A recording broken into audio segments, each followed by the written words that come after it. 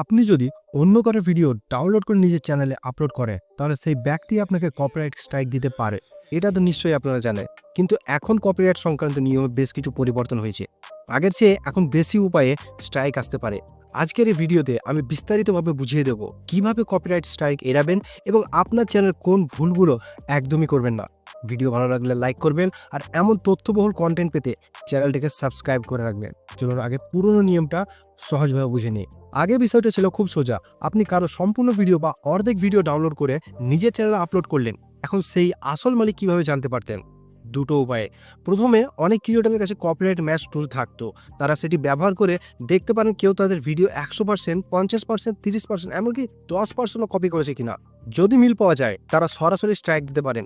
দ্বিতীয়ত, ধরুন টুল ব্যবহার না করলেও হঠাৎ আপনার আপলোড করা ভিডিও তাদের চোখে পড়ে গেল, তখন তারা দাবি করতে পারবেন এবং স্ট্রাইকও দিতে পারবেন।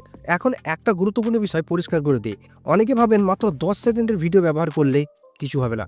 এটা একদম সম্পূর্ণ ভুল ধারণা। অনুমতি ছাড়া কারো 10 সেকেন্ডের ক্লিপ ব্যবহার করলেও সেটি কপিরাইট লঙ্ঘন হিসাবে ধরা হতে পারে এবং আপনার চ্যানেল স্ট্রাইক আসতে পারে। যখন কেউ আপনাকে কপিরাইট স্ট্রাইক দেয় তখন কি হয়? প্রথমে আপনার ভিডিও ইউটিউব থেকে সরিয়ে দেওয়া হয় এবং আপনার চ্যানেলে একটি স্ট্রাইক যুক্ত হয়। পাশাপাশি যিনি অভিযোগ করেছেন তার ইমেল ঠিকানা আপনাকে জানানো হয়, যাতে আপনি সরাসরি তার সঙ্গে যোগাযোগ করতে পারেন। আলোচনার মাধ্যমে তিনি যদি অভিযোগ তুলে নেন, সেটিকে বলা হয় রিস্ট্রাকশন। মনে রাখবেন, ইউটিউব নিজে আইন বানায় না, তারা ডিজিটাল কপিরাইট আইন নিয়ম অনুসরণ চলে। যদি আপনি মনে করেন অভিযোগটি ভুল, তাহলে আপনি কাউন্টার নোটিফিকেশন পাঠাতে পারেন। একটি স্ট্রাইক এলে শুধু ভিডিও মুছে যাবে আর মাত্র 90 দিনে সেই স্ট্রাইক আপনার চ্যানেলে থাকবে। এই 90 দিনের মধ্যে যদি দ্বিতীয় স্ট্রাইক আসে, তখনও শুধু সংশ্লিষ্ট ভিডিও মুছে যাবে। কিন্তু 90 দিনের মধ্যে তৃতীয় স্ট্রাইক হলে ইউটিউব আপনাকে 7 দিনের সময় দেয় বিষয়টিকে মীমাংসা করার জন্য। এই সময়ের মধ্যে যদি স্ট্রাইক দাতারা অভিযোগ প্রত্যাহার না করেন, তাহলে আপনার চ্যানেল স্থায়ীভাবে বন্ধ হয়ে যেতে পারে। এবার আসি নতুন ও গুরুত্বপূর্ণ পরিবর্তনের দিকে। আগে শুধু ভিডিও কপি করলে সমস্যা হতো, এখন ছবি ব্যবহার করলেও স্ট্রাইক আসতে পারে। আরেকটি ভুল ধারণা হলো আমি নিজে মোবাইলে রেকর্ড করেছি তাই এটা আমার। ধরুন কেউ একটি বিশেষ কনসেপ্ট বা শো তৈরি করেছে আর আপনি সেটি সরাসরি রেকর্ড করে আপলোড করলেন। রেকর্ডিং আপনার হলেও কন্টেন্টের মালিকানা কিন্তু তাদের। তারা আইনি নোটিফিকেশনের মাধ্যমে ব্যবস্থা নিতে পারে।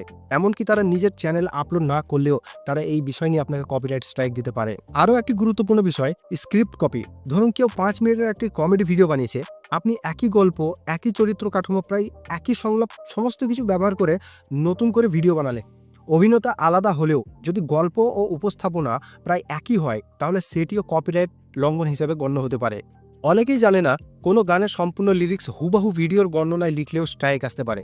এছাড়া আরেকটি বিষয় খুবই গুরুত্বপূর্ণ, পাইরেসি প্রচার। আপনি যদি কোনো সিনেমা কিভাবে ডাউনলোড করতে হয় সে বিষয়ে ভিডিও বানান, এমনকি ভিডিওতে সিনেমার ক্লিপ না দেখালেও বা সরাসরি লিঙ্ক না দিলেও শুধু ডাউনলোডের পদ্ধতি বোঝানোর সমস্যার কারণেও হতে পারে, কারণ এটি অবৈধ কন্টেন্ট প্রচার হিসেবে ধরা হতে পারে। একইভাবে কোনো পেড সফটওয়্যারের ক্র্যাক বা মোড ভার্সন কোথা থেকে পাওয়া যাবে তা জানালে সংশ্লিষ্ট কোম্পানি আপনার বিরুদ্ধে ব্যবস্থা নিতে পারে। এগুলো খুবই ঝুঁকিপূর্ণ কাজ। সবশেষে মনে রাখবেন, 90 দিনের মধ্যে 3টি কপিরাইট স্ট্রাইক মানে আপনার চ্যানেল হারানোর ঝুঁকি। তাই সচেতন থাকুন। অন্যর কন্টেন্ট ব্যবহার করার আগে অবশ্যই অনুমতি নিন এবং সবসময় মৌলিক কন্টেন্ট তৈরি করার মনোযোগ দিন, মানে আপনার নিজস্ব কন্টেন্ট তৈরি করার দিকে ধ্যান দেন। কপিরাইট কপিরাইট নিয়ে যদি এমন কোনো প্রশ্ন থাকে, কমেন্ট জানাবেন। আবার দেখা হবে নতুন ভিডিওতে। ধন্যবাদ।